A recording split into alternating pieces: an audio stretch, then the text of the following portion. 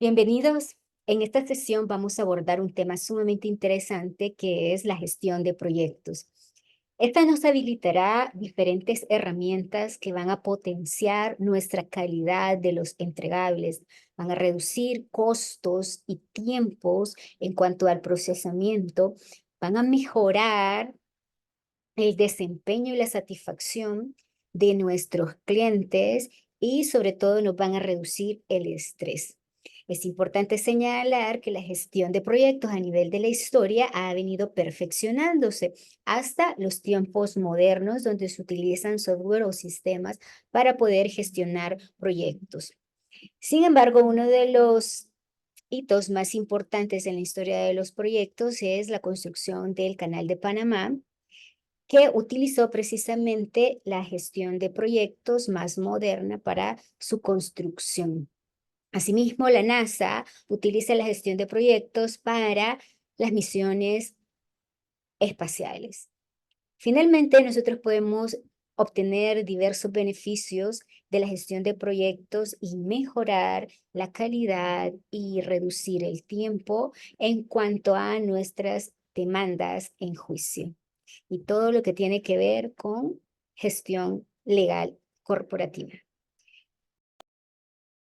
¿Qué es la gestión de proyectos? Antes de hablar sobre la gestión de proyectos, vamos a repasar la historia de cómo se llegó a la gerencia de proyectos moderna. La gestión de proyectos como disciplina tiene sus orígenes en diferentes campos, como la ingeniería civil y proyectos de los ministerios de defensa. En 1860, el gobierno de Estados Unidos decidió emprender la gigantesca labor de realizar el primer ferrocarril transcontinental. Las tareas de adquirir, procesar materiales y organizar miles de trabajadores a lo ancho del territorio a esa escala no tenía precedentes. En esas épocas, la única manera de aumentar la productividad era mediante jornadas de trabajo duras y largas, lo cual frecuentemente era la causa de tasas de accidentalidad laborales altas. Además, parecía que siempre ocurrían eventos, no planeados, que tenían un impacto negativo sobre los proyectos. Los directores de proyectos no tardaron en darse cuenta que la baja productividad era resultado de la falta de planeación y baja eficiencia en los procesos. Es ahí cuando un ingeniero mecánico llamado Frederick Taylor empezó a estudiar maneras de mejorar la eficiencia y productividad en las industrias, empleando el razonamiento científico y demostrando que la forma de producir puede ser analizada y mejorada. Frederick Taylor fue la persona que acuñó la frase: lo importante no es trabajar más duro, sino trabajar de manera más inteligente. El socio de Taylor, otro ingeniero mecánico llamado Henry Gantt, estaba estudiando la construcción de navíos y más específicamente el orden de las tareas de construcción. Para facilitar la eficiencia, creó un diagrama que documentaba el flujo lógico de una tarea a otra con sus dependencias. Años más tarde, este diagrama se convertiría en el hoy famoso diagrama de Gantt, el cual muestra las secuencias, duración y grado de avance de todas las tareas junto con los hitos que hacen parte del proyecto. El diagrama de Gantt se convirtió en una herramienta tan útil para los gerentes de proyectos de construcción naval que pronto fue adoptada por otras industrias y hoy día es ampliamente utilizado por herramientas como Microsoft Project. Si bien el diagrama de Gantt fue un aporte importante a la ciencia y arte de gestión de proyectos, durante esta etapa temprana la gestión de proyectos todavía se realizaba de manera informal, empleando herramientas y técnicas poco refinadas y sin una estructura global. Al estallar la Primera Guerra Mundial, la demanda de proyectos militares de gran complejidad aumentó, lo cual implicó coordinar una gran variedad de interacciones que requerían de nuevas estrategias y herramientas organizacionales. Es en ese momento cuando los diagramas PERT junto con el método de camino crítico fueron desarrollados. Estas herramientas ayudaron a los directores de proyecto a tener mayor control sobre el flujo y resultado de sus proyectos y ayudaron a facilitar la integración de tareas complejas. La era moderna de la gerencia de proyectos empezó en la década de los 50, cuando ingenieros de diferentes disciplinas empezaron a trabajar en equipo y el conocimiento generado durante las operaciones de manufactura en tiempos de guerra contribuyó a enfatizar la importancia de la gerencia efectiva de los procesos. Al finalizar la guerra, este conocimiento fue adoptado por la industria comercial y así empezó una nueva etapa en gestión de proyectos, la cual empezó a ser reconocida como una profesión y disciplina. Durante el año de 1969, en Estados Unidos se fundó el Instituto de Gerencia de Proyectos o PMI, por sus siglas en inglés Project Management Institute, el cual se convirtió en la asociación sin ánimo de lucro más grande del mundo, dedicada a las disciplinas de la gestión de proyectos. El PMI publica la guía de los fundamentos de la dirección de proyectos conocida como el Project Management Book of Knowledge o PMBOK por sus siglas en inglés. la cual se ha convertido en el referente para la gestión de una amplia variedad de proyectos en diferentes industrias, con reconocimiento mundial. Ya que hemos dado un repaso por la historia, ahora estamos mejor preparados para responder a la pregunta: ¿qué es la gestión de proyectos? La gestión de proyectos se trata de integrar los diferentes componentes de un proyecto para lograr un objetivo específico durante las etapas de inicio, planeación, ejecución, monitoreo y control y cierre. Para lograr metas específicas, toda organización, sin importar su tamaño, en algún momento debe emprender proyectos con el fin de mejorar una operación o cumplir con alguna necesidad. El reto de un director de proyectos es cumplir con todos los objetivos del proyecto dentro de las restricciones establecidas. Las principales restricciones de un proyecto son el tiempo necesario para completar el proyecto, los costos del proyecto y mantener el alcance del proyecto. A este conjunto de restricciones se les denomina la triple restricción. Como ya sabemos que en un proyecto no hace parte de las operaciones diarias de un negocio, es importante planear. Estimar lo más exacto posible los recursos necesarios que se requieren para completar el proyecto. Puede ocurrir que un director del proyecto impaciente puede estar tentado a empezar de manera inmediata el proyecto sin la previa planeación y estimación requerida, pero esta impaciencia se puede pagar cara, puesto que los errores cometidos durante la etapa de planeación pueden resultar muy costosos en términos de tiempo y costos, llevando a un posible fracaso. Ningún director de proyecto que se respete se haría cargo de un proyecto para hacerlo fracasar, y es esa la importancia de seguir los pasos planteados por el PMBOK, los cuales facilitan la consecución de las metas y objetivos que son la razón del proyecto. La gestión de proyectos está compuesta por 5 fases que transcurren de manera horizontal a lo largo de la matriz de procesos. Estas fases son conocidas como los grupos de procesos de la gestión de proyectos. Los grupos de procesos son grupo de iniciación, grupo de planeación, grupo de ejecución, grupo de monitoreo y control y grupo de cierre. El eje vertical de la matriz de procesos consiste en 10 pasos, los cuales tienen una secuencia lógica. Estos pasos son conocidos como las áreas de conocimiento y son integración, alcance, tiempo, costo, recursos humanos, calidad, comunicaciones, riesgo, adquisiciones y gestión de los interesados. El PMBOK define 47 procesos que están distribuidos dentro de la matriz de procesos y que todo director de proyectos que aspira a seguir la metodología del PMBOK debe conocer. Puede que parezca que son muchos, y lo son, pero a medida que exploramos el marco teórico, será más claro cómo estos procesos tienen un orden lógico que está basado en el sentido común. Puede que diferentes industrias empleen variaciones de los grupos de procesos, y no todos los proyectos requieran todas las áreas de conocimiento o todos los 47 procesos individuales. Adicionalmente, algunos proyectos necesitarán usar de manera repetida algunas partes del marco teórico del PMBOK. No importa si el proyecto es grande, complejo, internacional o pequeño, sencillo y local. Lo importante para un director de proyecto es seguir los procesos de acuerdo al marco teórico y de esa manera poder asegurar una implementación sin mayores traumatismos y facilitar al director de proyecto a completar los entregables oportunamente y dentro de las restricciones. Entre los grupos de procesos y áreas de conocimiento están definidas todas las funciones de la gestión de proyectos requeridas para lograr los objetivos y completar el proyecto. Dicho de otra manera, la gestión de proyectos exitosa es el pegante que mantiene la cohesión del proyecto para que el esfuerzo invertido no se caiga en pedazos. Empecemos por definir un concepto fundamental, y es ¿qué es un proyecto? Un proyecto lo podemos ver de diferentes perspectivas, como un resultado, como acciones, o bien lo vamos a manejar como un proceso, es decir, una secuencia lógica de fases que contienen un conjunto de actividades que se interrelacionen entre sí para el logro de un objetivo, un entregable al cliente bajo presupuesto de calidad, tiempo y presupuesto preestablecido.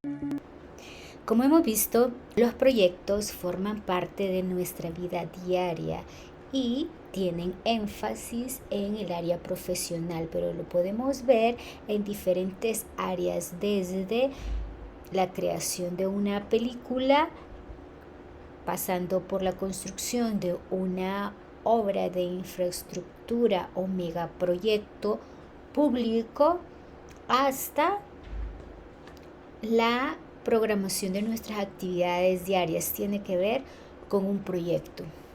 De ahí que conviene caracterizar cuáles son los aspectos claves que definen un proyecto de una operación ordinaria, empresarial, público-privada. Entre estos elementos tenemos en primer lugar que el proyecto es un conjunto de actividades interrelacionadas, es decir, que esta secuencia de acciones implica una conexión de causa y efecto a fin de producir un resultado o el logro de un objetivo previsto. Imaginémonos la construcción de las pirámides de Egipto. Fue el primer proyecto que utilizó gestión de proyectos precisamente para coordinar el trabajo de miles de personas. Se piensa que estos eran esclavos, sin embargo eran pobladores que tributaban al faraón a través de trabajo. Otra caracterización de un proyecto es que se trata de actividades no rutinarias, es decir, que tienen un plazo establecido, son perentorias, en tanto se logra el objetivo previsto y salen de lo común aquellas operaciones ordinarias de la empresa. Por ejemplo, imaginémonos Apple quiere lanzar un nuevo smartphone con una calidad de batería con mayor durabilidad y para ello se fija un proyecto en específico con estándares de caracterización o especificaciones técnicas del producto y que prevé el acaparamiento de un porcentaje mayor del mercado y una rentabilidad mayor empresarial con ese desarrollo del producto. Bien, otra caracterización de los proyectos es precisamente que persiguen ese objetivo estratégico, ese entregable que se persigue a nivel de producto o servicio, que es el origen y el fin de todo el proyecto. Otro elemento o aspecto clave de un proyecto es el cliente, pues tanto es quien debe de recibir el producto y sentirse satisfecho con la calidad y la caracterización o especificaciones del producto por ser adecuado a su gusto y necesidades.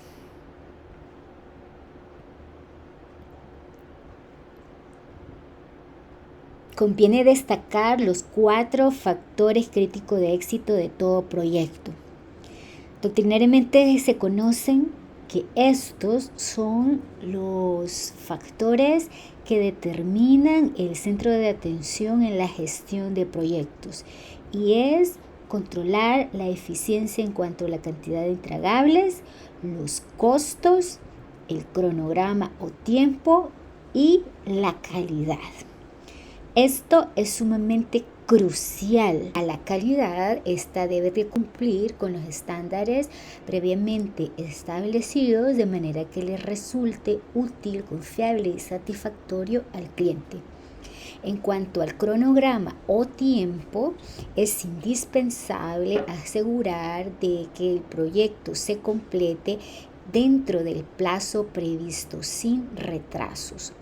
En cuanto al costo, es fundamental la gestión del gasto a efecto de minimizar el costo total del proyecto.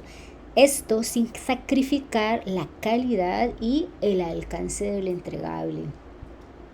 En cuanto al entregable en sí, debe de asegurarse de que se haga en la cantidad adecuada, sin generar desperdicios o excedentes.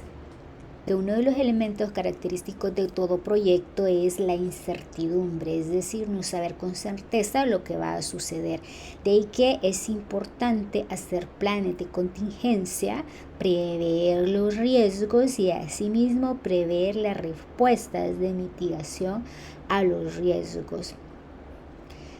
Y finalmente, algo que es importante no dejar de lado o omitir es la construcción social que envuelve al proyecto. Todo proyecto debe buscar aportar a la sociedad un valor, es decir, desarrollarse en ese constructo social con respeto incluso del medio ambiente de forma ética y responsable. Todos estos elementos involucran una definición de proyecto, como ya dijimos, el conjunto de actividades interrelacionadas, no rutinarias, que buscan el logro de un objetivo entregable para el cliente en términos de producto o servicio, que debe de cumplir estándares de calidad, tiempo y presupuesto preestablecidos. Y que de cumplirse estos atributos, pues culminaría con éxito el proyecto. Que a nivel doctrinario y de metodología, estos 4 factores críticos de éxito, cantidad, costo, tiempo, calidad, se representan gráficamente a través de un triángulo de hierro, dado que esto permite entender cómo estos interactúan entre sí como restricciones en cuanto a la gestión de cada uno de estos elementos claves. Ahora bien, doctrinariamente también el triángulo de hierro puede ser complementado con otros elementos para formar lo que se conoce la ruta cuadrada. Estos elementos son el sistema de información, que lo que hace es recopilar, analizar y reproducir o conservar la información del proyecto para la toma de decisiones. También está el beneficio a los stakeholders o partes interesadas, respecto de las cuales debe de proporcionarse o brindarse acceso oportuno a la información sobre el proyecto y al avance del mismo, en tanto de que son los que se van a ver beneficiados directamente con el proyecto. Finalmente, la ruta cuadrada tiene como elemento los beneficios organizacionales, es decir, aquellos que representan una mayor eficiencia en la productividad y competitividad corporativa, aquellos que involucran una mejor toma de decisión a partir de una gestión eficiente de costos, tiempo, calidad y desempeño, lo que impulsa la rentabilidad corporativa. Imaginémonos que estamos en un caso complejo, con múltiples plazos, documentos, partes interesadas, diferentes actividades con diferentes grados de complejidad y que deben de desarrollarse y solventar los problemas que se presenten a efecto de obtener los objetivos previstos. En este escenario, lo que el método propone son ciertas recomendaciones claves, entre las cuales están concentrarse en que el 20% de las soluciones nos van a dar el 80% de efectividad. ¿Y qué aspectos claves debemos de concentrarnos? Son los siguientes. Primero, el definir objetivos SMART, es decir, específicos, mesurables, alcanzables, realistas y con un tiempo límite. Es decir, responder las preguntas que, cuándo, cómo, con qué y cuándo. Eso en primer lugar. Segundo, establecer el alcance del proyecto. Esto se determina a través de definir cuál va a ser el entregable y cuáles son las acciones que vamos a tener que llevar a cabo para poder lograr eso. Y estas acciones debemos de enlistarlas y hacer una priorización de las mismas o ruta crítica de actividades o secuencia de actividades. Es importante definir la estructura de las tareas, es decir, organizarlas desde las más complejas, organizándolas en bloque y estas subdividiéndola en trabajos y actividades más fáciles de manejar. Eso nos ayuda también para el manejo del tiempo, la asignación de recursos y el ajuste del presupuesto. Es importante que estas actividades las podamos cuantificar en términos de costo y hacer un reporte de esa organización de actividades. Por otro lado, también tenemos una segunda dimensión más sociocultural en cuanto a la resolución de situaciones de crisis. Y son, por ejemplo, la implementación de un liderazgo efectivo que tienda a la solución de problemas a través del trabajo en equipo, mediante acuerdos. La negociación y las técnicas de negociación son fundamentales al momento de hacer ajustes en la implementación de las acciones. Y es importante que se lleve a través de una comunicación asertiva entre los stakeholders. También se recomienda siempre tener en cuenta cuáles son las directrices o políticas financieras que deben de respetarse como restricciones a determinados ajustes que puedan implementarse en el proyecto. Y finalmente, siempre tomar en cuenta las expectativas del cliente. Ningún viento es favorable si no se sabe a dónde se va.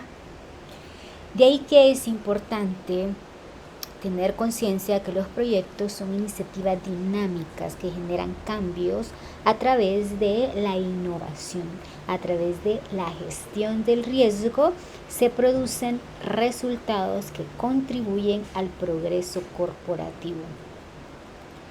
Es decir, que cada proyecto debe tener como objetivo iniciar o impulsar un cambio para responder a una necesidad del entorno.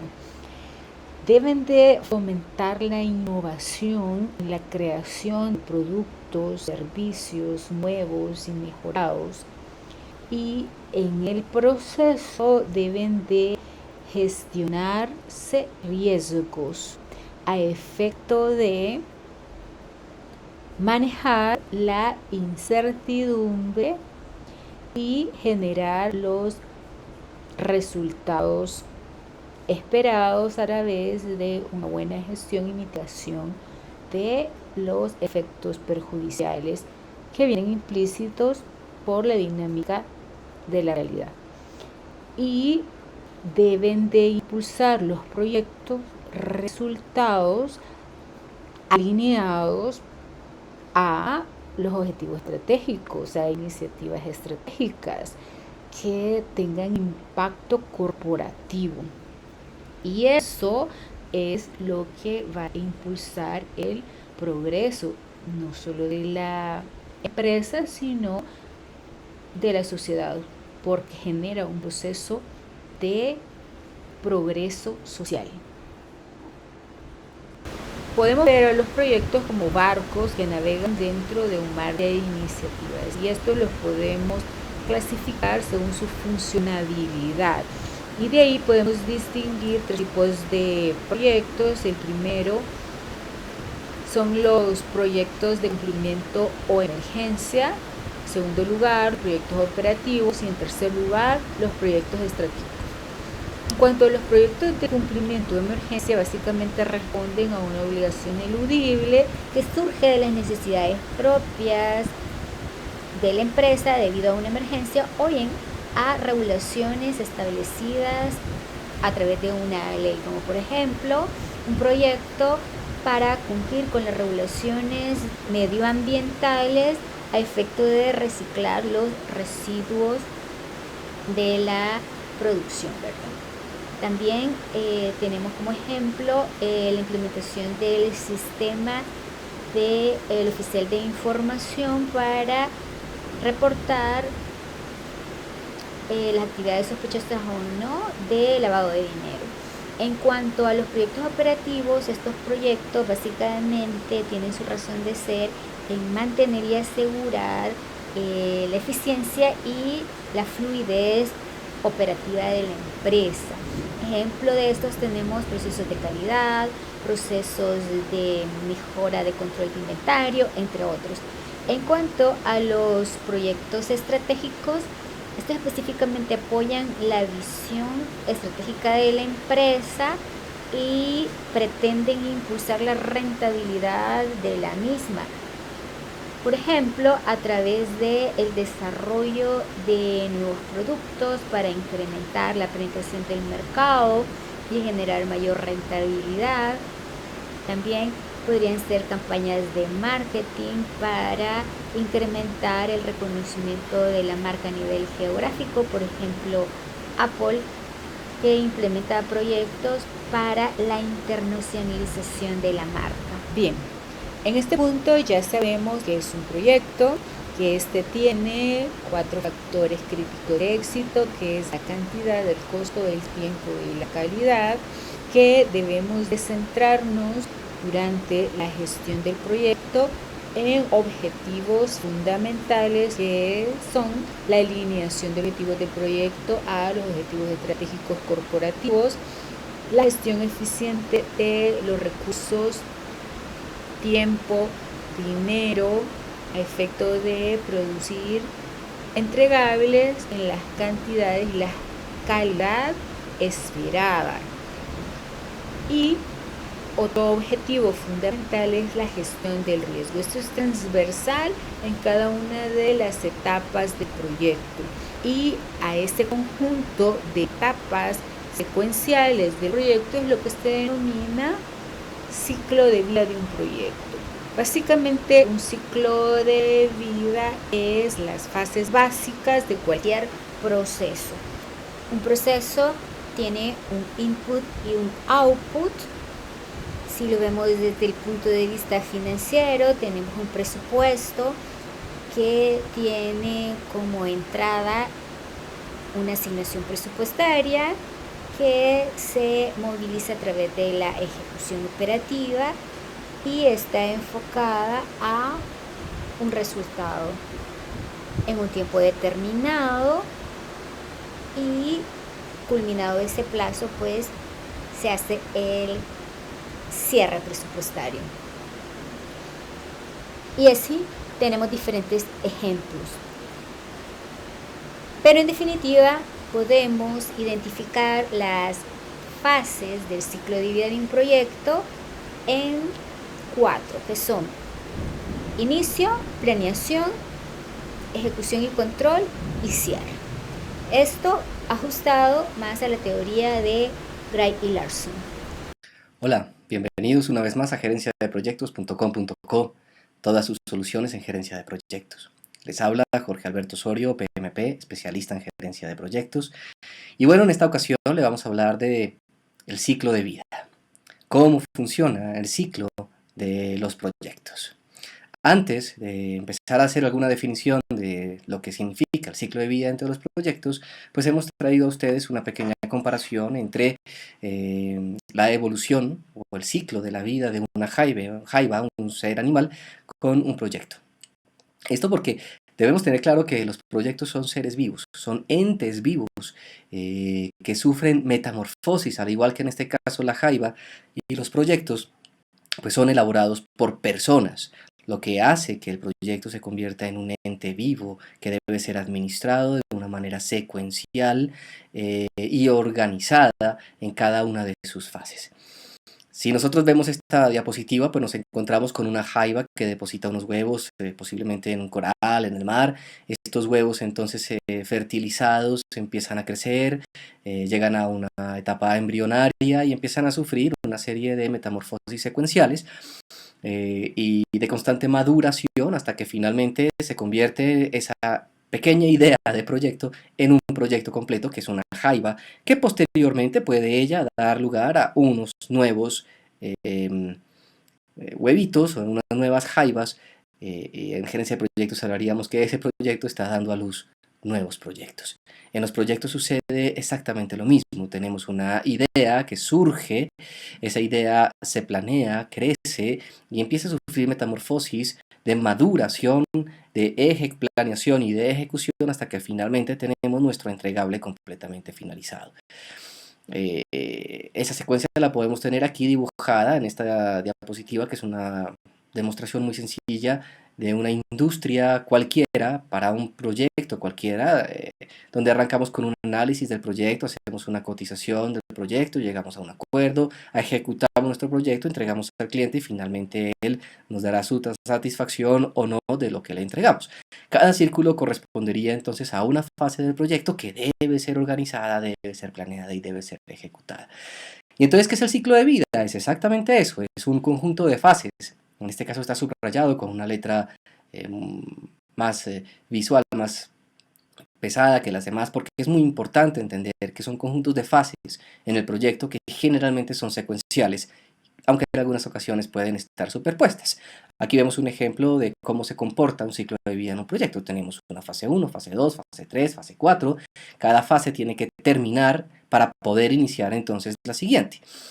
Es muy corriente que los proyectos, sin importar si son grandes, si son pequeños, si son sencillos o son complejos, pues se puedan configurar dentro de este ciclo de vida, digamos, estándar o modelo, donde tenemos una primera fase que es la fase de inicio, una segunda fase que es en la que se organiza y se prepara todo el proyecto, una tercera fase donde ya nos ensuciamos las manos, sudamos, ejecutamos el proyecto y finalmente el cierre del proyecto. Aquí tenemos entonces un ejemplo de lo que puede ser una ciclo de vida con fases superpuestas, donde vemos claramente que no se necesita que una fase termine para poder iniciar la siguiente. Los ciclos de vida son muy importantes porque fortalecen las comunicaciones con la alta dirección del proyecto. Todos hablamos entonces un mismo idioma y por otro lado proporciona un marco de referencia para comparar los proyectos. Aunque esos proyectos que se comparan no sean de la misma industria, ni siquiera sean parecidos, pero nos ayuda a entender cómo se comportan los diferentes proyectos o las diferentes industrias. Si nosotros hacemos, por ejemplo, un proyecto de inversión y lo desarrollamos dentro de una secuencia lineal, donde no hay fases superpuestas, pues tenemos una primera fase de preinversión en la que hacemos una identificación de una necesidad, seleccionamos las posibles respuestas, formulamos nuestra inversión y hacemos una evaluación de las posibilidades de inversión y tomamos entonces una decisión. Una vez hecha esa evaluación y tomada la decisión, arrancamos nuestra fase 2, administramos la ejecución, invertimos y una vez que invertimos, trabajamos nuestra fase de operación, que sería la tercera, en la cual hacemos toda la administración buscando generar una mayor rentabilidad y al final pues entramos a una fase 4, que sería la de evaluación, cómo nos fue, ex post, la hacemos por fuera de nuestro proyecto y finalizamos todo el ciclo de vida de nuestro proyecto. En cambio, en un proyecto editorial podemos tener una primera fase que es de planeación, donde hacemos un estudio de mercado, definimos la temática de nuestro proyecto y planeamos los componentes. Esto es, si va a tener 1, 2, 3, 4 libros o volúmenes, si va a tener un CD o no, planeamos cómo va a ser eso.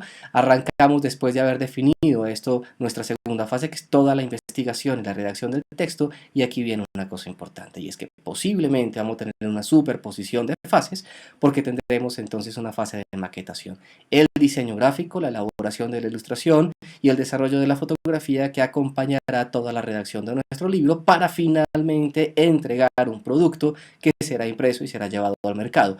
A este ciclo de vida podemos agregarle fases adicionales como circulación o distribución, si ustedes quieren, pero simplemente lo traemos como referencia para entender que hay proyectos, dependiendo de la industria y del proyecto mismo, que pueden tener fases superpuestas. Pueden ser todas las fases superpuestas o solamente algunas de ellas.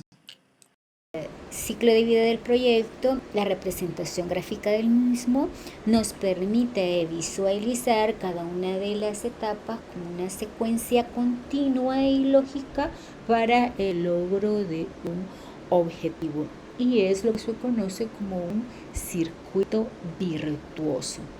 Cada una de estas fases tiene un objetivo primordial y se compone de una lista de actividades con sus correspondientes herramientas para el logro o la realización de dichas actividades. En cuanto a los objetivos de cada una de las fases, es importante acotar que en la etapa de inicio, el objetivo fundamental es definir preliminarmente los alcances del proyecto en cuanto a objetivos, entregables, estimación inicial de costos, un plan inicial de riesgos, entre otros. Y lo fundamental es someterlo a revisión y que sea autorizado formalmente por las altas autoridades. En cuanto a la segunda etapa, que es la planificación, el objetivo es precisamente hacer una planificación integral y detallada del proyecto, lo que implica pues el uso de diferentes herramientas en cuanto a la definición de objetivos, de tiempos, de costos y de entregables, es decir, el alcance del proyecto. En cuanto a la ejecución, básicamente el objetivo es la implementación, es decir, llevar a cabo el plan de gestión del proyecto, el movilizar todos los recursos que se han asignado para el desarrollo de el objeto del proyecto. En esta etapa se hace un seguimiento que está muy alineado con la etapa cuarta, que es el control o supervisión y seguimiento. El objetivo de este es medir y darle un monitoreo constante y regular al avance del proyecto, determinar desviaciones y poder, pues, al identificarlas, generar respuestas en el momento oportuno. En cuanto a la última fase, es precisamente el cierre del proyecto, ya ha culminado el plazo y que básicamente se finiquita todos los recursos económicos, materiales y humanos, y se hace el entregable y se recibe el documento formal de aceptación a conformidad de el producto o servicio entregado. Considero fundamental detallar cuál es el listado de acciones que el gerente de proyectos debe de tener en el radar en cada una de las etapas y cuáles son las metodologías, las best practices, herramientas técnicas que va a utilizar para lograr la implementación de cada una de esas acciones indispensables para cumplir el objetivo de la etapa y continuar con las siguientes. Bien, en el caso de la primera etapa, que es la etapa de inicio, básicamente las actividades básicas son las siguientes. Primero, identificar la necesidad o problema del proyecto, ¿verdad?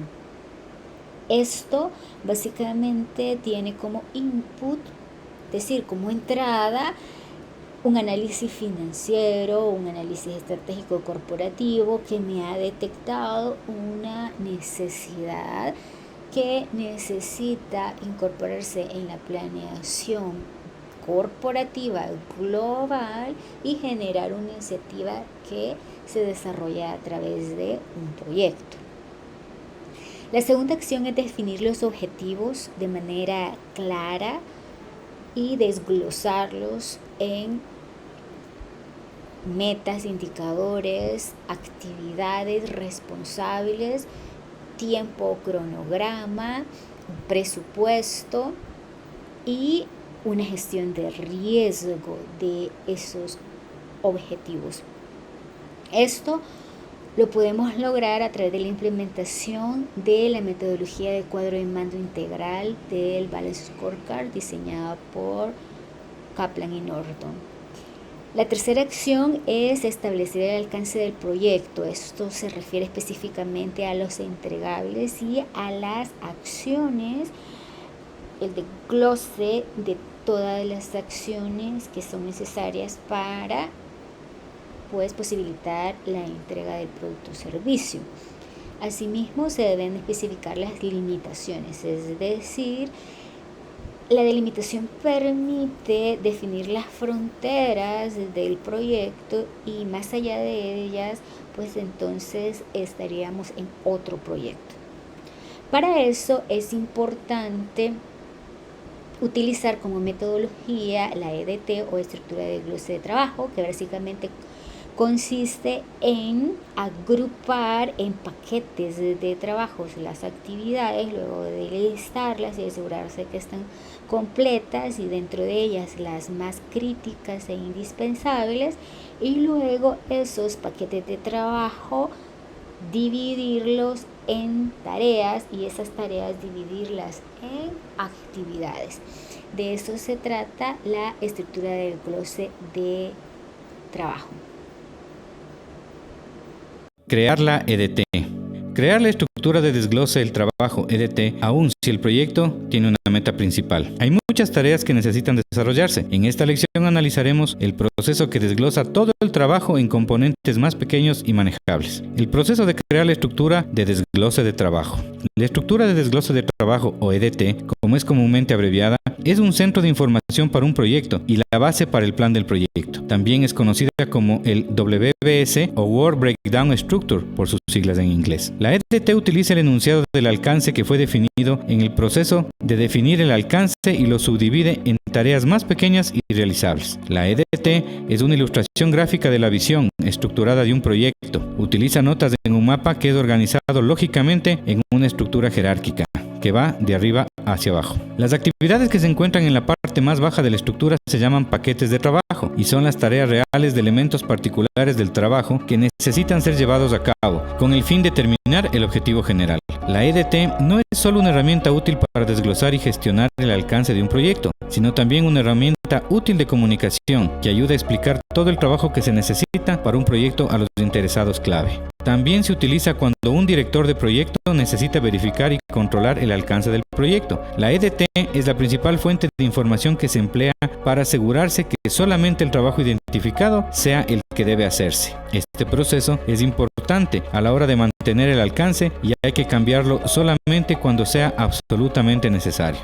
Si el alcance se expande y más trabajo del que ya esté estipulado en el EDT se añade en el proyecto, ocurre algo llamado como la corrupción del alcance, y es algo que debe evitarse.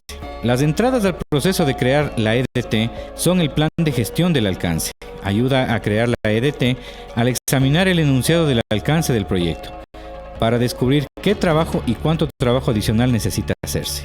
El enunciado del alcance del proyecto describe el trabajo general que debe ser realizado y el tipo de trabajo que será excluido del proyecto. Por ejemplo, si el proyecto es para construir un puente, renovar el parque en la base del puente no forma parte del proyecto. Eso sería parte de un proyecto diferente. La documentación de requisitos se necesita para que el director de proyecto entienda qué es lo que quieren los interesados y qué es lo que debe hacerse para producir el entregable final. Factores ambientales de la organización que deben ser considerados al crear la estructura de desglose del trabajo. Activos de los procesos de la organización como políticas, procedimientos, plantillas y lecciones aprendidas de proyectos previos pueden ser útiles a la hora de desglosar el trabajo y componentes más pequeños. Las herramientas y técnicas que un director de proyecto puede utilizar para realizar el proceso de crear la EDT son descomposición, que es un método utilizado para dividir el alcance del proyecto y el trabajo del proyecto en elementos basados en actividades más pequeñas. Toma una tarea que necesita hacerse y la subdivide en paquetes de trabajo. El juicio de expertos, de profesionales experimentados que saben acerca de los tipos de trabajo que necesitan hacerse, son siempre ayuda a desglosar dicho trabajo y paquetes de trabajo más pequeños. Las salidas al proceso de crear la EDT son la línea base del alcance. Es la principal salida del proceso de crear la estructura de desglose de trabajo. La línea base de alcance se convierte en uno de los más importantes estándares con los que el plan para la dirección del proyecto se compara. Una vez que la línea base alcance lo estipulado, no se puede cambiar sin antes pasar por el proceso de control integrado de cambios. Modificar alcance, inclusive solo un poco, cambiará drásticamente el proyecto entero. Por eso la línea base de alcance debe ser controlada y mantenida. En la línea base, el alcance consiste en 3 elementos: la declaración del alcance del proyecto, que es una descripción de los entregables más importantes, junto a cualquier hipótesis creada a partir de ellos y cualquier restricción a la que pueda estar limitados. La EDT y el diccionario de la EDT, que es una colección de todos los términos que aplican en el trabajo a realizar, para que así cualquier involucrado en el proyecto sepa de lo que se está hablando y exista una correcta comunicación. Por ejemplo, los miembros del equipo de mercadeo y ventas pueden utilizar diferentes acrónimos y tener apodos distintos para los procesos que utilizan, y los miembros del equipo de investigación y desarrollo pueden tener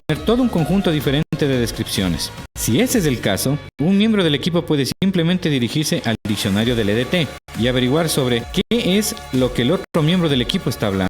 El diccionario de la EDT contiene las definiciones y las pone en un solo repositorio, para que así los miembros del equipo de investigación y desarrollo entiendan a los de mercadeo y ventas, y viceversa. La última salida al proceso son las actualizaciones de los documentos del proyecto. Si cualquier documento es alterado o actualizado durante este proceso, debe ser documentado para asegurarse de que todo el mundo está utilizando la versión actualizada de los activos. La EDT es un proceso jerárquico y una descomposición de todo trabajo con los paquetes de trabajo establecidos en el nivel más bajo. Es importante tener en cuenta que un director de proyecto puede estar tentado a descomponer el trabajo hasta detalles insignificantes, pero este nivel de detalle exagerado puede añadir una complejidad innecesaria y causar que el proceso dure más de lo debido. Con el fin de completar con éxito el trabajo del proyecto, un director de proyecto hábil debe desglosar el trabajo solo en componentes manejables. Cualquier cosa adicional puede causar que la planeación del proyecto se convierta innecesariamente en un proceso con fricción y dificultar el éxito del proyecto. Es importante también considerar la acción básica de seleccionar y asignar los roles y responsables al equipo del proyecto. Esto se hace a través de la creación de una matriz de responsabilidades denominada RACI, donde prácticamente se establecen los roles a los responsables para coordinar el trabajo y cada quien individualmente sepa cuál es la función, la responsabilidad y la interacción con el resto del equipo. Luego está realizar un estudio de viabilidad o factibilidad respecto a la situación técnica, financiera y operativa del proyecto. Para esto, pues se aplica la metodología de análisis de factibilidad técnico, financiero y operativo y la metodología de costo-beneficio. Otra de las actividades es identificar los stakeholders interesados en el proyecto. Es importante hacer una matriz o análisis de stakeholder, incorporando dentro de esta matriz quiénes son, cuáles son sus expectativas y cuál es el impacto o poder que tienen cada uno de ellos en el proyecto.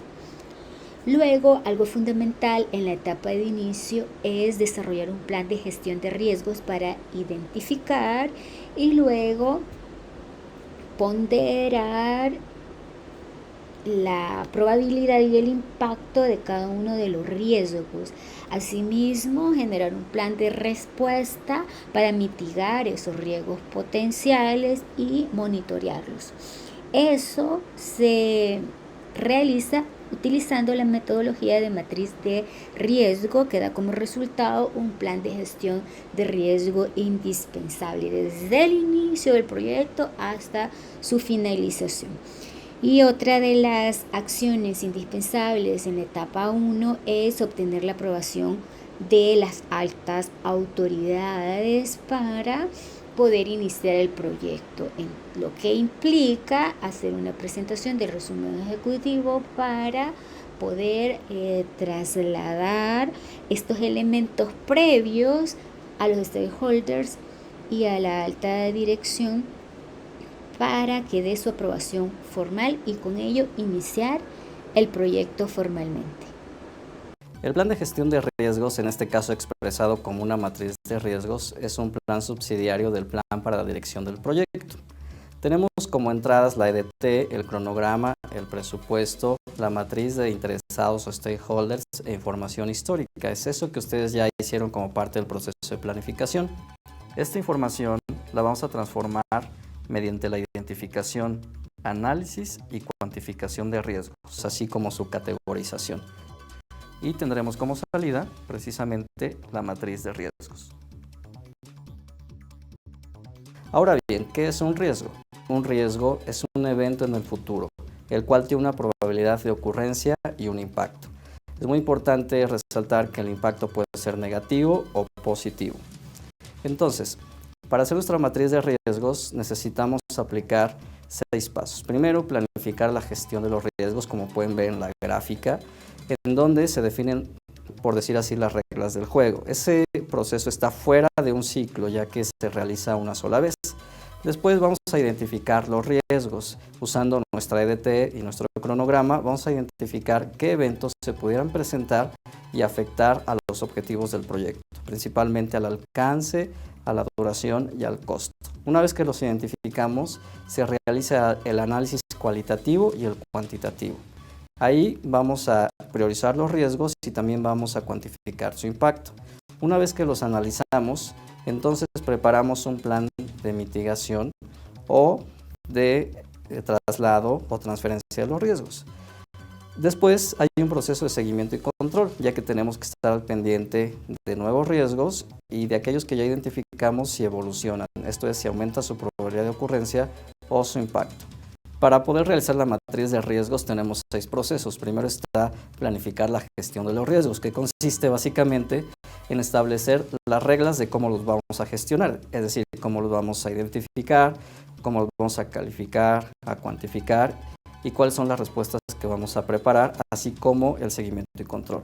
Es justamente lo que ustedes ven en un ciclo. Comenzamos con la identificación de los riesgos. Aquí lo que vamos a hacer utilizando nuestra EDT y cronograma es identificar los eventos que de presentarse pudieran impactar a los objetivos del proyecto, al alcance, la duración y su costo principalmente. Una vez que los identificamos, tenemos ya nuestra lista de riesgos o registro de riesgos, los vamos a calificar, es decir, establecer prioridades de atención. Si nosotros así lo decidimos en el plan para la gestión de riesgos, también los vamos a cuantificar. Ahí tendremos que medir su impacto económico.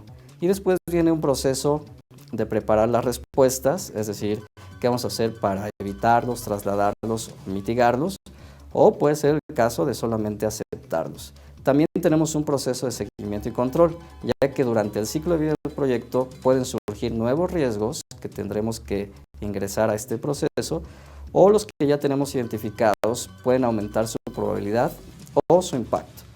Entonces, ¿qué contiene nuestra matriz de riesgos? Contiene a los riesgos identificados. Si tenemos algún rol, es decir, roles y responsabilidades, por ejemplo, si un proyecto tiene una gran cantidad de riesgos, vale la pena que un miembro del equipo se dedique solamente a darle seguimiento y control, y este será el administrador de riesgos. También podemos utilizar una herramienta para categorizarlos. El tener una plantilla de categorías de riesgos nos ayuda a facilitar su identificación, de tal forma que no cometamos omisiones. También podemos incluir, en este caso, los valores de probabilidad e impacto. ¿Cómo lo vamos a determinar? Para nuestro ejemplo, vamos a utilizar 3 valores para la probabilidad de ocurrencia, que serían bajo, medio y alto, identificados por 1, 2 y 3, y también 3 valores para el impacto, que pueden ser bajo, medio y alto, y también utilizando los números 1, 2 y 3. Esto lo podemos complementar utilizando el código de colores, el verde para los riesgos que no tienen mucho impacto y no son prioritarios, el amarillo para los que tienen estos valores a la mitad, y el color rojo para aquellos riesgos que requieren de una respuesta inmediata, es decir, de nuestra mayor atención en este momento.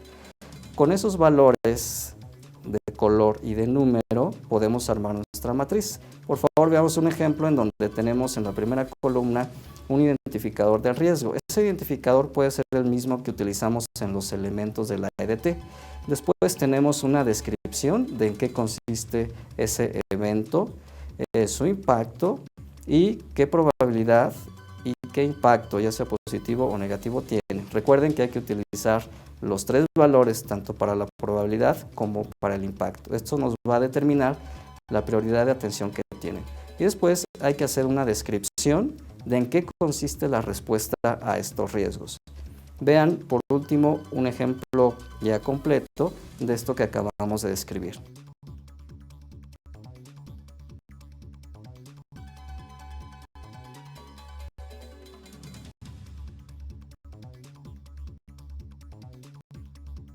Recuerden que esta matriz de riesgos no es un documento estático, tenemos que estarlo revisando durante todo el ciclo de vida del proyecto, ya que como mencionamos anteriormente, pueden surgir nuevos riesgos o aquellos que ya tenemos identificados pueden evolucionar. Esto es, su probabilidad o su impacto pueden aumentar.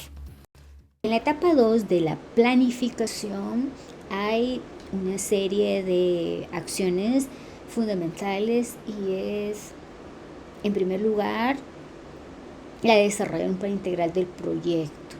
Para esto, la etapa de planificación implica el uso de herramientas de planificación estratégica corporativas. Lo mejor es utilizar la misma metodología que se utiliza en la empresa para su definición de la estrategia y objetivos estratégicos para mantener una uniformidad metodológica.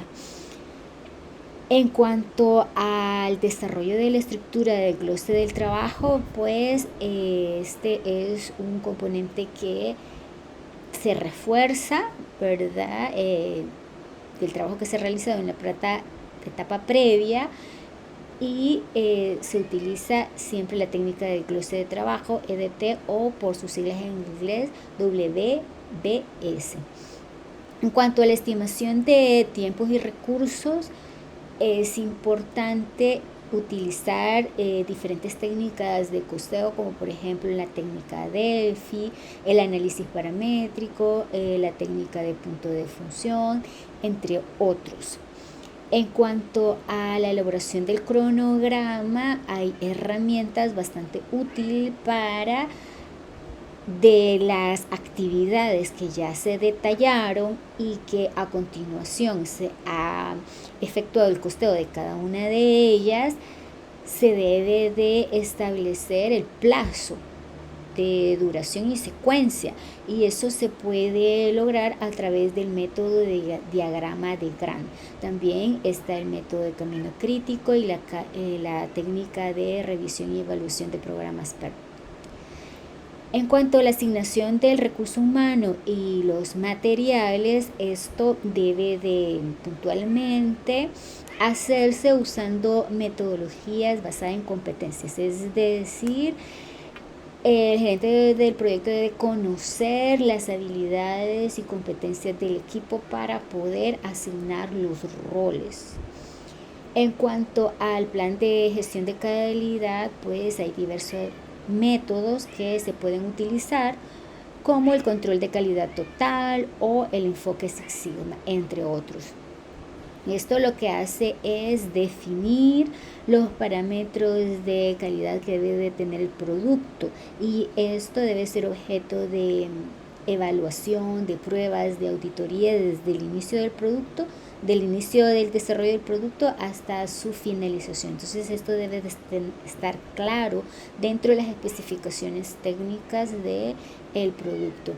En cuanto al desarrollo del plan de gestión de riesgo, como habíamos adelantado, implica la identificación del riesgo, el análisis cuantitativo y cualitativo del riesgo y el establecimiento de un plan de respuesta para la mitigación del riesgo y un monitoreo para la implementación del mismo. También se pueden utilizar metodologías de análisis de modo y efecto de falla, entre otros. Luego, otra actividad fundamental en la planificación es desarrollar un plan de comunicación. Es importante para mantener coordinado al equipo el desarrollar matrices de comunicación y una programación de reuniones periódicas. En cuanto a las adquisiciones de material, equipo, etcétera, en este caso es indispensable contar con un análisis de las necesidades de adquisiciones o de generar procesos de adquisiciones y contrataciones y evaluar en el mercado cuáles son las opciones que se ajustan más a las necesidades del proyecto, y ahí se hace una evaluación de proveedores en la etapa de planificación. También en esta etapa es indispensable revisar y obtener la aprobación del plan de la planificación de gestión del proyecto en esta etapa por parte de las autoridades y los stakeholders, o sea, escuchando la opinión de todos los interesados. Algunos proyectos lo exigen como requisito indispensable y otros no se necesita una aprobación formal. Planificar la gestión de los riesgos. Toda persona en algún punto de su vida ha tomado riesgos, ya sea invirtiendo en el mercado de valores, participando en un evento deportivo o incluso manejando por la autopista. Los riesgos son una parte inherente de la vida. En esta lección revisaremos el proceso que puede salvarnos la vida, el proceso de planificar la gestión de riesgos. El propósito de planificar la gestión de riesgos es anticipar y analizar los riesgos de un proyecto y dar con formas efectivas y eficientes de gestionarlos, mitigarlos o simplemente eliminarlos. El proceso de planificar la gestión de riesgos es un documento estratégico que detalla cómo la gestión de riesgos será llevada a cabo a lo largo del proyecto. El nivel de detalle registrado en el proceso de planificar la gestión de riesgos dependerá del nivel de riesgo del proyecto y el nivel de riesgo que la organización que emprende el proyecto está preparada a recibir. El proceso de planificar la gestión de riesgos ayuda al equipo de proyectos a identificar riesgos e implementar un plan para manejarlos. Este plan enumera todos los riesgos posibles con clasificación y prioridad, las acciones de prevención y contingencia, así como el proceso para seguirlos. Utilizando el proceso de planificar la gestión de riesgos, un director de proyecto puede monitorear y controlar riesgos de manera efectiva, incrementando las probabilidades de conseguir el éxito del proyecto. Como una actividad de planeación, este proceso, por lo general, es llevado a cabo después de que muchas de las otras actividades de planeación se han realizado. Actividades como el alcance, el costo, el cronograma y el plan de comunicación. ¿Por qué? Simplemente porque todos los anteriores necesitan ser estudiados con antelación para poder conocer los riesgos inherentes a cada uno. Las entradas al proceso de planificar la gestión de riesgos incluyen el plan para la dirección del proyecto. El plan para la dirección del proyecto contiene el alcance, tiempo y los costos que pueden ser afectados por actividades relacionadas con riesgos. El acta de constitución del proyecto, la cual detalla en alto nivel los riesgos y describe los requerimientos que pueden ser utilizados en la planeación de gestión de riesgo. El registro de interesados es una lista y una visión general de los roles de los interesados involucrados en el proyecto. Factores ambientales de la empresa, incluyendo actitudes hacia el riesgo, umbrales y tolerancias de la organización hacia el riesgo. Activos de los procesos de organización, como niveles de autoridad para tomar decisiones relacionadas con situaciones de riesgo y priorización de las lecciones aprendidas, que pueden ser de mucha ayuda al determinar y categorizar los riesgos del proyecto. Las herramientas y técnicas utilizadas durante el proceso de planificar la gestión de riesgos incluyen técnicas analíticas, las cuales pueden ser utilizadas para entender y definir el riesgo general del proyecto, y las actitudes de los interesados en torno a ese riesgo. Expertos en el tema de gestión de riesgo, que pueden proveer una evaluación de expertos, así como conocimientos sobre el riesgo y relaciones con los interesados y relaciones con proyectos previos. Reuniones, las cuales son necesarias para discutir los riesgos y desarrollar y retroalimentar el plan de gestión de riesgos. La salida del proceso de planificar la gestión de riesgos es el plan de gestión de riesgos en sí. Este plan describe cómo las actividades relacionadas con riesgos serán planeadas, ejecutadas y gestionadas durante el ciclo de vida del proyecto. Crear un plan de gestión de riesgos es un paso crítico en cualquier proyecto. El proceso de planificar la gestión de riesgos permite mitigar y ayuda al equipo del proyecto a reducir la probabilidad de que ocurran los riesgos y a tomar acciones concretas cuando un riesgo ocurra, con el fin de asegurar el éxito del proyecto.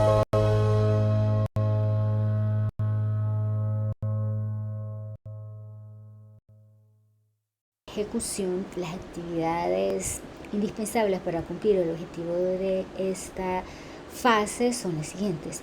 primer lugar, obtener y gestionar los recursos necesarios para pues dar inicio a la ejecución del proyecto.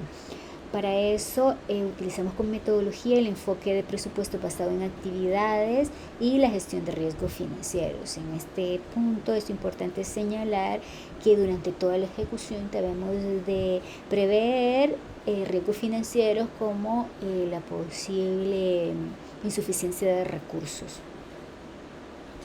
También dentro de las acciones fundamentales es realizar las adquisiciones planificadas. Para esto es importante implementar como metodología herramientas de gestión de procesos de adquisición y contratos para darle seguimiento a todo el ciclo de adquisición y contratación, ¿verdad? Y cumplimiento de lo estipulado.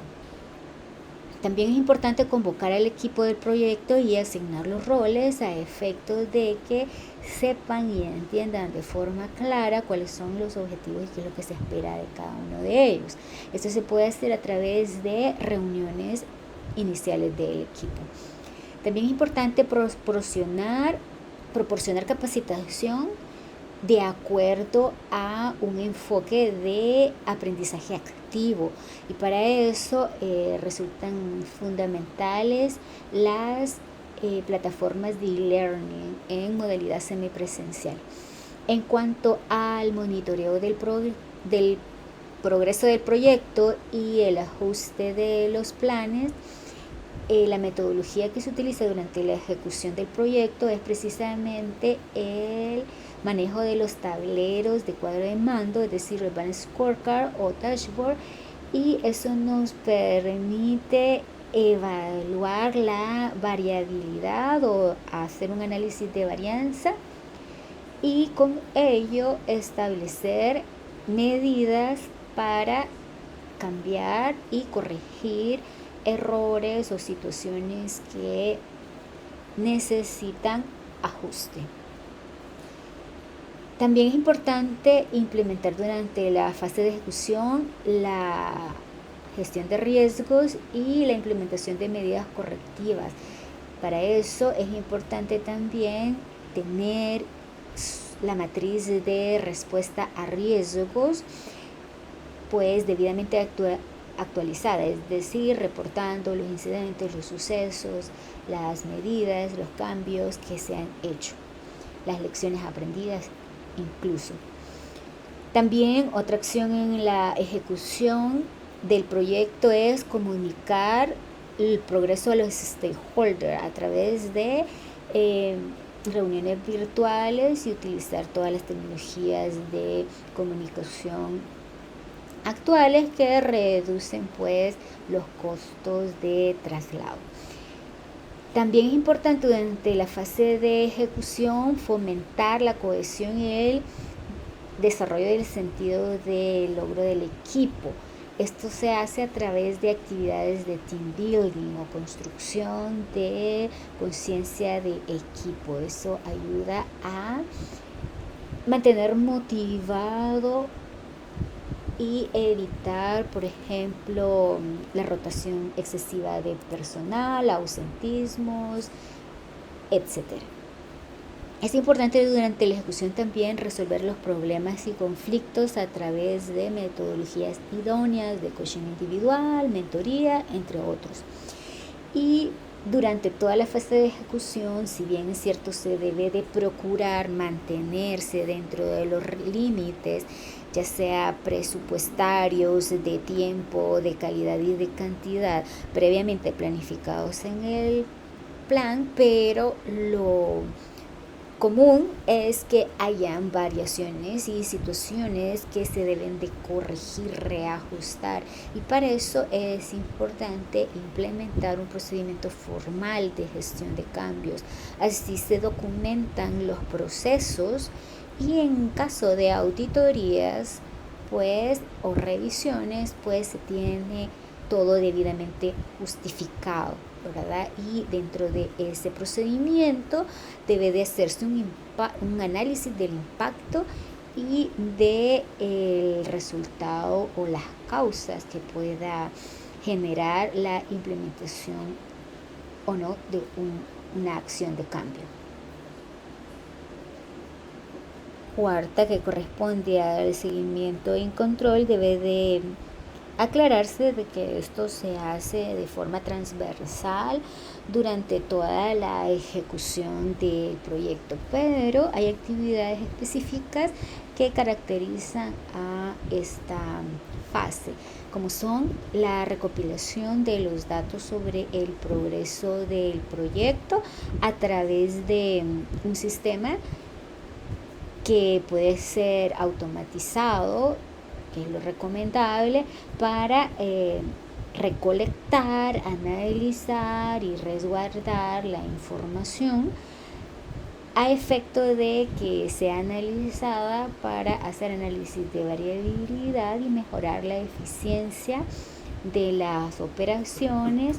Y es importante que se incluyan procesos sistematizados para evitar estar pidiendo reportes de avances, y es importante sistematizar y estandarizar los formatos para simplificar el proceso de recolección.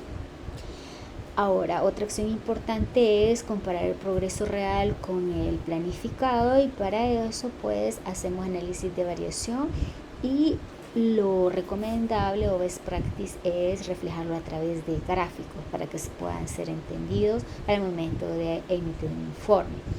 También es indispensable dentro del seguimiento y control identificar las desviaciones y analizar las causas.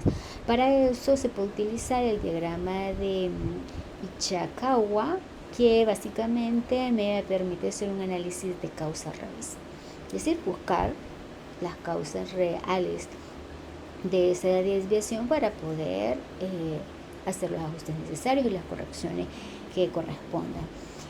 En cuanto al desarrollo y implementación de acciones correctivas, es necesario no hacerlas en el momento, sino tener un plan previo de acciones correctivas y monitorear el progreso de la implementación, y que ese resultado realmente sea significativo para evitar futuros errores.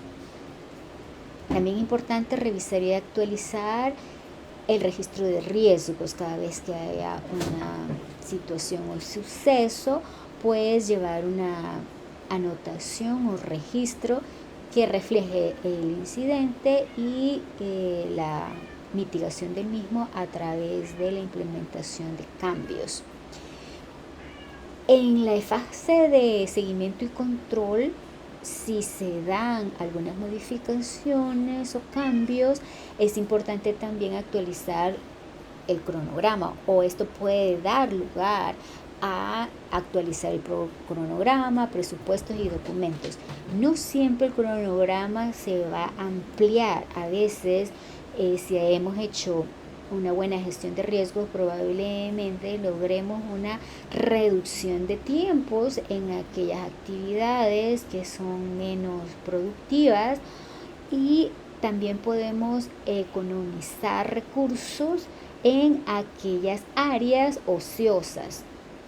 Si hay una buena identificación, podemos redireccionar recursos ociosos hacia otras áreas más prioritarias y con ellos disminuir costos, lo que significaría una reducción en esa asignación presupuestaria, pero que siempre se encontraría dentro de los límites autorizados. Para eso es importante, como señalo, tener documentado todo el proceso a través de un proceso formal para asegurar la consistencia y la trazabilidad de los cambios y poder justificar en una posible auditoría o evaluación final, que es lo más seguro que pase. También es importante el monitoreo constante de los gastos y la gestión del presupuesto. Es importante que sobre esto se lleve un registro individualizado de las desviaciones presupuestarias y cuáles son las medidas correctivas que se han tomado.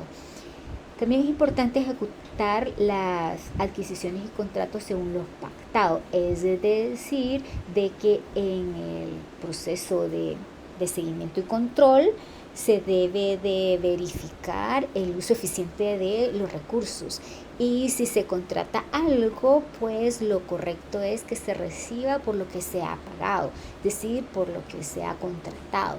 Entonces, es indispensable el monitorear el cumplimiento de los contratos, porque eso implica una gestión eficiente de los recursos financieros. También es importante evaluar y ajustar el desempeño del equipo en la parte de monitoreo. Cada gestor de proyectos debe de tener documentos estandarizados de evaluación de desempeño del equipo, y así podría identificarse oportunidades de mejora. También es importante comunicar desviaciones en el plan a los stakeholders, y para eso no solo se debe comunicar las desviaciones, sino explicar cuáles son las acciones correctivas que se han tomado al efecto. Es importante también documentar las lecciones aprendidas. Dentro del seguimiento y control, lo que se pretende es anticiparse a posibles contingencias, disminuir el impacto o mitigar el impacto de algunas situaciones que impliquen cambio o desajuste, y todo eso implica que se aprende en el proceso lo que no se tiene que volver a hacer de forma incorrecta. Entonces, si se lleva un registro de lecciones aprendidas, eso posibilita de que en el futuro no se vuelva a cometer los mismos errores. Y finalmente, es indispensable en la etapa de seguimiento y control el informar regularmente a los stakeholders a través de herramientas como los reportes de estado del proyecto. Gestión de los costos del proyecto. En un ambiente de negocios competitivo, el manejo adecuado de los costos es cada vez más importante. Existen costos asociados a la elaboración de los diferentes entregables que hacen parte del alcance del proyecto, como por ejemplo salario de los empleados, alquiler de equipos, maquinaria, etc. Durante la etapa de planeación, el director de proyecto debe presupuestar todos los costos necesarios para lograr obtener los entregables que hacen parte del proyecto y refinar sus estimaciones iniciales para obtener un presupuesto base sobre el cual se pueda comparar y controlar la ejecución del proyecto, con el fin de evitar diferencias costosas entre la planeación y la ejecución. Gestión de los costos del proyecto es una de las áreas de conocimiento más importantes, y sus procesos facilitan el seguimiento al presupuesto durante el desarrollo del proyecto para mantener el costo de la elaboración de los entregables dentro del presupuesto establecido en el plan del proyecto. Adicional a las metas del proyecto, el director debe supervisar la estimación y controlar la ejecución del presupuesto, y en esto radica la diferencia entre un proyecto rentable o una posible pérdida económica para la organización. Dado que la realización de un proyecto requiere la inversión de recursos finitos y que es posible que existan varias alternativas simultáneas para la organización, es importante contar con criterios objetivos que permitan escoger el proyecto que ofrezca el mejor retorno de inversión para la organización que invierte en los proyectos. La gestión de los costos no es solo recolectar y medir los costos asociados al proyecto. También incluye la planeación, estimación y medición de los costos para compararlos con la línea base y, de ser necesario, tomar alguna medida preventiva o correctiva con el fin de evitar sobrecostos innecesarios que encarecen el proyecto. Los costos deben ser estimados solo hasta que todas las actividades del proyecto sean definidas con suficiente detalle y los diferentes factores, riesgos que puedan afectar el costo del proyecto sean identificados y mitigados de la mejor manera posible. La gestión de costos del proyecto define 4 procesos que son: planear la gestión de costos, estimar los costos, determinar el presupuesto y controlar los costos. Un director de proyecto hábil debe saber cómo estimar los costos lo más exacto posible para poder seguir y controlar los costos de manera consistente, y adicionalmente debe ser capaz de comunicarlo de manera sencilla a los interesados en el proyecto. Recuerda, el tiempo es oro, así que manos a la obra. Ciclo de vida del proyecto con la etapa de cierre. Esto es indispensable porque, como sabemos, si tenemos un presupuesto, una asignación presupuestaria, tenemos pues la asignación que ejecutar y luego rendir cuentas de qué es lo que hemos hecho y dar el cierre para posibilitar una evaluación ex post. En este caso, el cierre involucra ciertas actividades bajo la responsabilidad del gerente de proyectos que implican básicamente confirmar la finalización a través de una inspección y validación de que se obtuvieron los objetivos previstos, ¿verdad? Y a continuación, hacer un plan de disponibilización de recursos, es decir, el retorno de aquel personal hacia otras áreas que son ya necesarias después de la finalización del proyecto en sí, así como de maquinaria y el cierre de los recursos financieros, es decir, básicamente se hace una liquidación o finiquito. También es importante hacer la entrega de la obra, el producto, el servicio y obtener la aceptación formal. Para eso es importante hacer una reunión y formalizar en un documento o acta la aceptación formal del entregable. Es importante mantener el archivo de toda la documentación. Esto me permite generar un expediente con toda la documentación relativa al proyecto, que puede ser servir de respaldo para futuras auditorías, ¿verdad? O revisiones o procesos o proyectos vinculados a ese proyecto.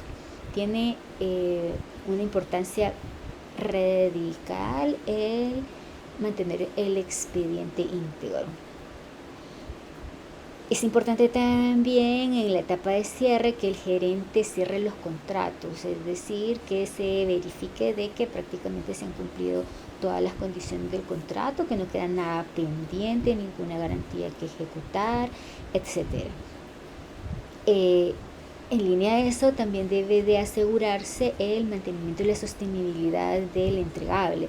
Si es aplicable, ¿verdad? Debe de asegurarse un plan de mantenimiento, es decir, si hay un proyecto de una implementación informática, de que se le dé actualización, que se le dé seguimiento en cuanto a la capacitación del personal respecto a actualizaciones, etcétera. Que se revisen y se corrijan los errores técnicos a través de un servicio de soporte técnico, entre otros, según aplique. También al finalizar, el gerente debe evaluar el desempeño a través de un análisis de desempeño del proyecto en sí y del recurso involucrado. Debe de haber una evaluación final o evaluación ex post que involucra incluso la participación de auditorías externas. Entonces, se debe permitir y proporcionar toda la información para una evaluación externa. Por ejemplo, en caso de proyectos de sector público, generalmente financiados por el BID, hay determinados montos que siempre son evaluados ex post por el propio banco. Es importante para el gerente en la etapa de cierre documentar las lecciones. Esto, como digo, es crucial porque permite aprender y acomodar el rumbo para futuras implementaciones de proyectos. Liberar los recursos básicamente consiste en una gestión de recursos, de todos los recursos, para que sean redireccionados a otras áreas una vez concluido el proyecto. Comunicar el cierre, debe de haber un acta final de cierre y esto debe estar dentro del plazo establecido del proyecto, las prórrogas que han sido debidamente autorizadas. Y finalmente, algo fundamental y recomendable como best practice, en el cierre celebrar el éxito con el equipo, estableciendo una metodología de reconocimiento y agradecimiento por la labor que han prestado durante toda la vida del proyecto. Bien.